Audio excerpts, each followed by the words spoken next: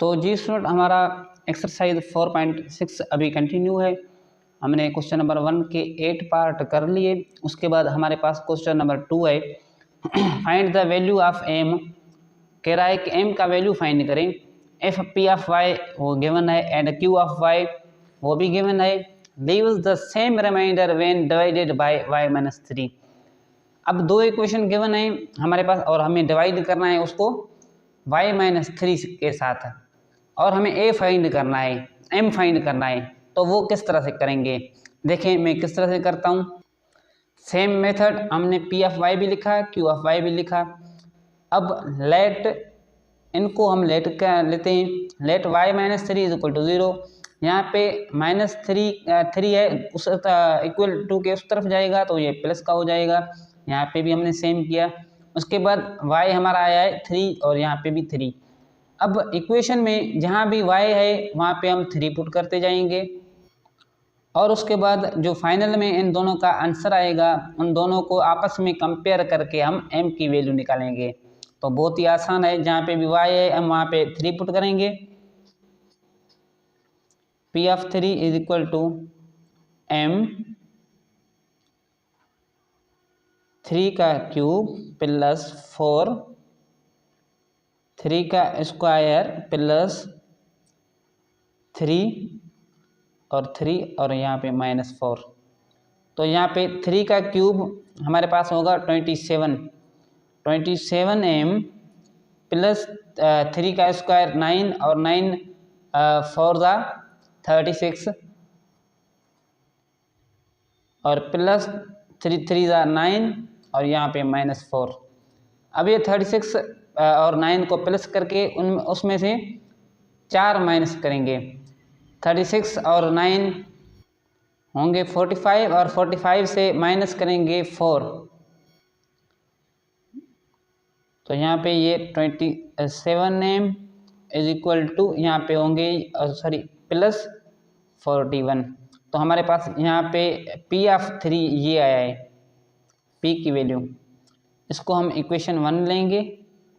अब इसको सॉल्व करेंगे, जहाँ पे भी y है वहाँ पे हम 3 पुट करेंगे।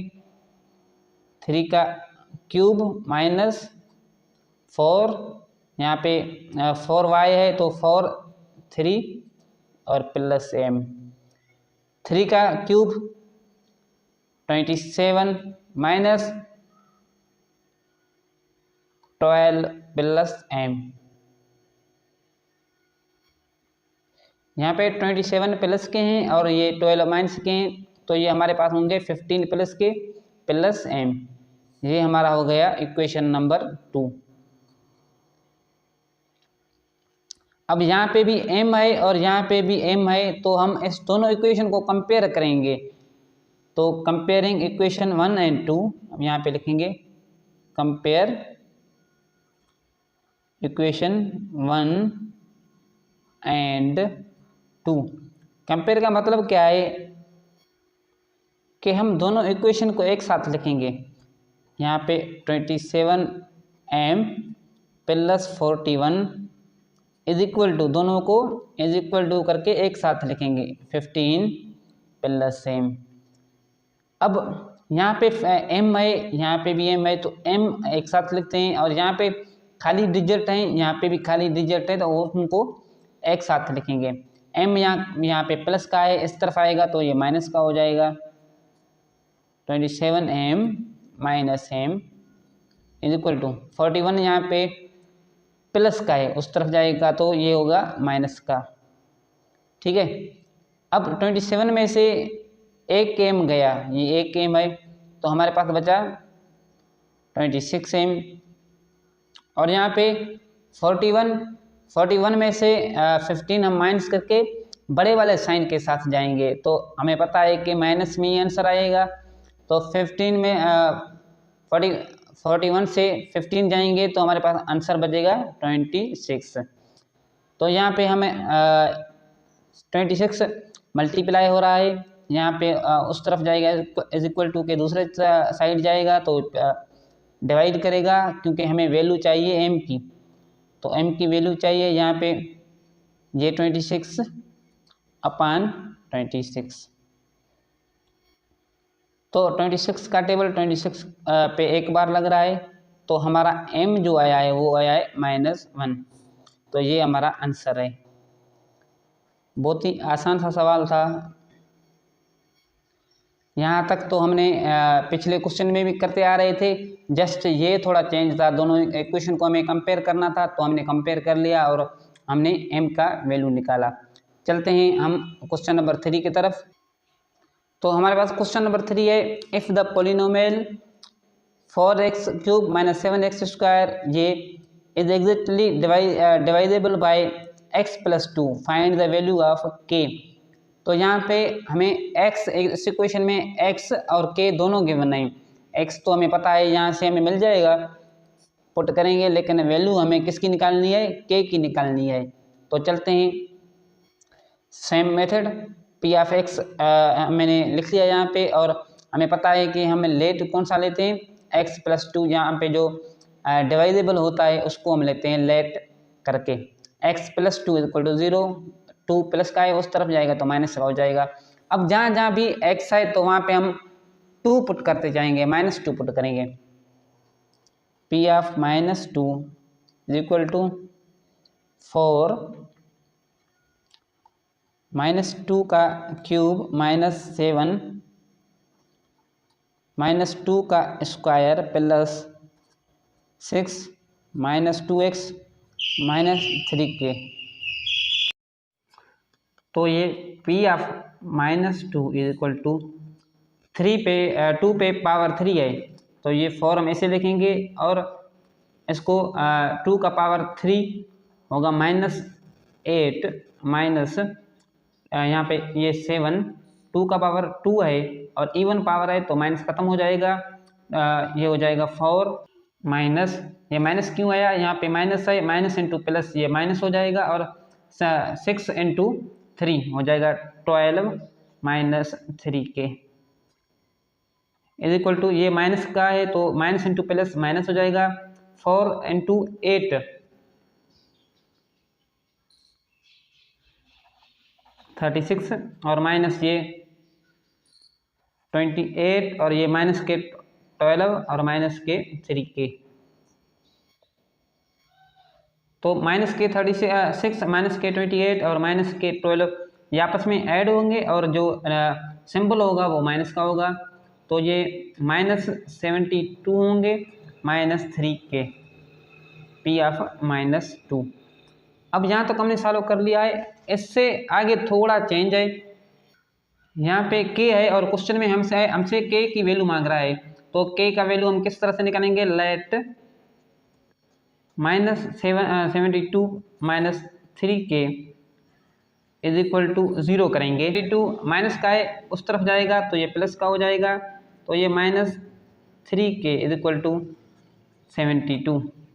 तो हमें k की वैल्यू निकालनी है, तो k -3 है तो वहाँ पे जाएगा, यहाँ पे मल्टीप्लाई कर रहा है तो वहाँ पे जाके डिवाइड करेगा, ये माइनस का होगा। 3 का टेबल 72 पे 24 टाइम लग रहा है, तो ये हमारा k की वैल्यू -24, यही हमारा जवाब है। तो जी स्टूडेंट, हम क्वेश्चन नंबर 4 पे आ गए। क्वेश्चन नंबर 4 क्या कह रहा है, find the value of r की वैल्यू फाइंड करनी है if y+2 is a factor of polynomial given है। तो आप लोगों को पता है कि हम इसको लेट करके = 0 के करेंगे, और उसके बाद p ऑफ y में उसकी वैल्यू पुट करेंगे, जैसे हमने पहले किया था। तो मैं इसको लिख लेता हूँ, लेट y+2 = 0, y ये प्लस का = के दूसरे साइड जाएगा तो माइनस का हो जाएगा, और इसको मैंने p ऑफ y के शेप में लिख लिया। अब जहाँ जहाँ भी y है वहाँ पे हम -2 पुट करेंगे, p ऑफ -2 = 3 -2 का स्क्वायर -4 r -2 और ये -4r²।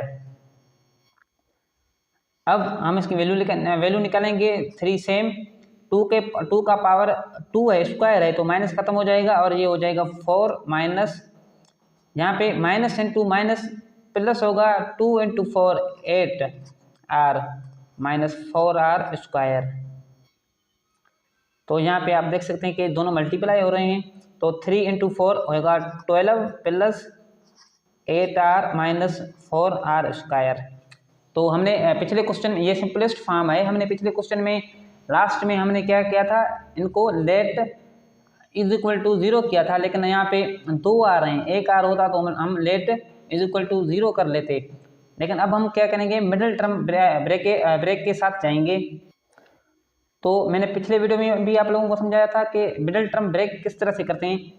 इसको, इन दोनों को हम आपस में मल्टीप्लाई करते हैं, 4 × 12 होगा हमारे पास 48। तो हम इस टर्म को सेम लिखेंगे 12 और लास्ट वाले को भी 4r स्क्वायर। इसके हम फैक्टर निकालेंगे, 2 का टेबल 2 पे 2 टाइम और 8 पे 4 टाइम, और 2 का टेबल 2 पे 1 टाइम और यहाँ पे 4 पे 2 टाइम। अब मिडिल टर्म हमें बताए कि ये 8 है, इसको हम ऐसे तोड़ें कि प्लस करें या माइनस करें तो हमारे पास 8 आंसर आए, और मल्टीप्लाई करें तो हमारे पास 48 आए। तो हम यहाँ पे देख सकते हैं कि ये इन फैक्टर को हम आपस में मल्टीप्लाई करेंगे तो 4। अब 12 में से 4 माइनस होंगे तो हमारे पास आंसर आएगा 8, और 4 और 12 को हम मल्टीप्लाई करेंगे तो 48 आएगा। मतलब इसका कि हमारे पास हमारा मिडिल टर्म बिल्कुल ठीक आया है। अब इनमें बच्चे कंफ्यूज होते हैं कि कौन से किसको प्लस में करें, किसको माइनस में करें। तो हमें प्लस का 8 यहाँ पे चाहिए। फॉर एग्जांपल हम इसको प्लस का लेंगे, इसको माइनस का लेंगे, तभी हमें ये सेम मिलेगा। हम इनको आपस में प्लस या माइनस करें तो फिर हमें +8 चाहिए। +12 से -4 जाएंगे तो हमें प्लस के 8 मिल जाएंगे। तो यहाँ पे हमारे पास क्या है, +12r और -4r। तो यहाँ से हमारे पास कॉमन क्या निकल रहा है 12। तो हमारे पास पीछे क्या बचा, यहाँ पे 1 बचा और प्लस यहाँ पे r बचा है, और यहाँ पे इस पेयर से 4r कॉमन -4r कॉमन निकल रहा है। तो अंदर क्या बचा, 1 प्लस यहाँ पे 2r थे, एक चला गया लेकिन एक r बाकी है। तो यहाँ पे हम 1 + r और ये 12 - 4r। अब हम इनको इधर करेंगे। फॉर एग्जांपल इनको भी = 0 के लेंगे, इसको भी = 0 के लेंगे। तो देखें 1 + r = 0, यहाँ पे 12 - 4r = 0। 1 यहाँ प्लस का है, इक्वल के दूसरे साइड जाएगा तो यह माइनस का हो जाएगा -1, r = -1। एक तो हमारे पास ये आंसर आ गया। दूसरा देखते हैं, यहाँ पे 12 प्लस के दूसरे साइड जाएंगे तो ये माइनस के हो जाएंगे, -12।